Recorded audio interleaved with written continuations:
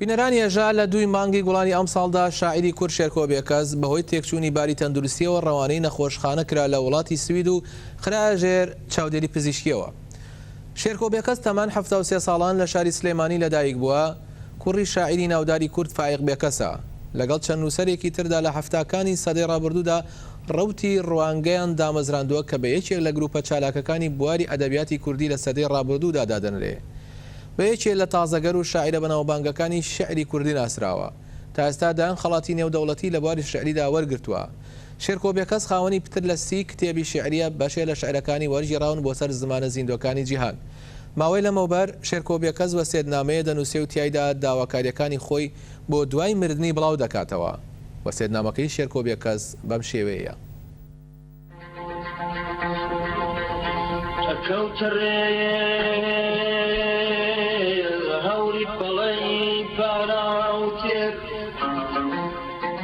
من نامەوێ لە هیچ کەم لە گرد و گردۆڵکەکاندا بنێژرێم کە دیارن و نایانەبرێ. یەکەم لەبەرەوەی پڕبوونەتەوە و دووهەم لەبەرەوەی من حەز بە قەرەباڵخی زۆر ناکەم. من ئەمەوێ ئەگەر سەرۆکی شارەوانی و ئەنجومەنی شارەوانی شارەکەم ڕێگەم پێ بدا و ئەوەم پێڕەوا ببینن کە لە پارچی ئازادیدا و بە تەنیشت مۆنۆمێنتەکەی شەهیدانی 1963 سلێمانیەوە بمنێژن. ئەوێ خۆشترە و تەنگە نەفەز نابم. من حەزەکەم بە مردوییش نزیکی ئەو خەڵکە و ژن و پیاوی شارەکەم و دەنگی مۆسیقا و گۆرانی و هەڵپەرچێ و یانە جوانەکانی ئەو پارکە بم.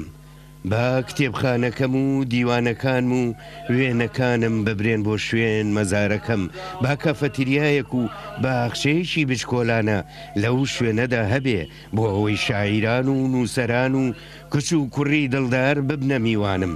من نەمەوێ لە ئێستاوە بە چاوی خەیاڵ تەماشای ئەو پارکە بکەم و دوای مردنی خۆم بیبینم.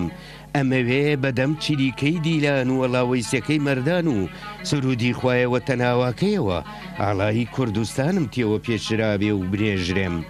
من نەمەوێ لە پرسەکەمدا مۆسیقا لێ بدرێت، لە ناو مەزارەکەمدا تابلۆی جوانی هونەرمەندانی شارەکەم هەڵبواسن.